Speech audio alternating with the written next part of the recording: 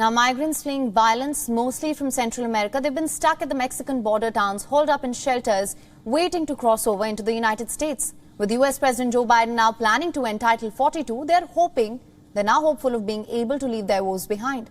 But what is Article 42 and what does this mean for the United States and Mexico? Our next report explains. Sheltering in Tijuana, Mexico are these migrants, mostly mothers, fleeing violence in Central America. Many of them stuck in border towns in Mexico, waiting for the opportunity to cross over to the United States.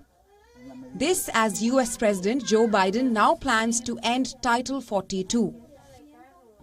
Now, Title 42 is a pandemic-era program that allows the US Border Patrol, US Customs and Border Protection to prohibit the entry of persons who potentially pose a health risk by being subject to previously announced travel restrictions or by unlawfully entering the country to bypass health screening measures.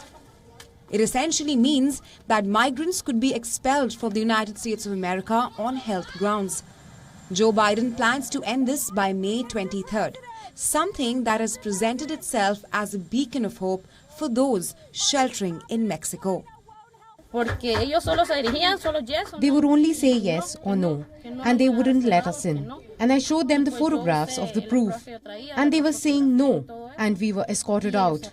So I decided to look for a safer border for my kids, and that's how I ended up here.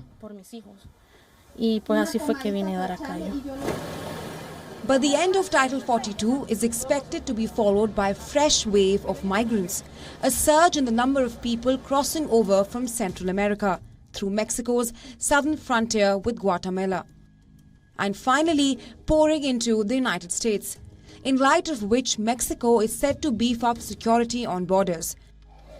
This has also highlighted the need for the United States to be better prepared to deal with the surge in number of migrants that are expected to come in, with a large number of them being undocumented. If they do remove Title 42, truth is for people that really have a motive and proof for a case. It would be really helpful because thank God we have a roof over our heads. But it is a really hard place where we have to fit.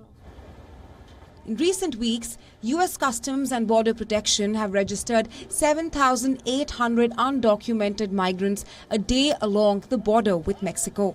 That is almost 5 times the average from the years 2014 to 2019.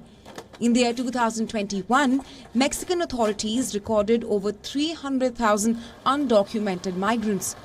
With these growing numbers, there is now renewed focus on stepping up security along the borders.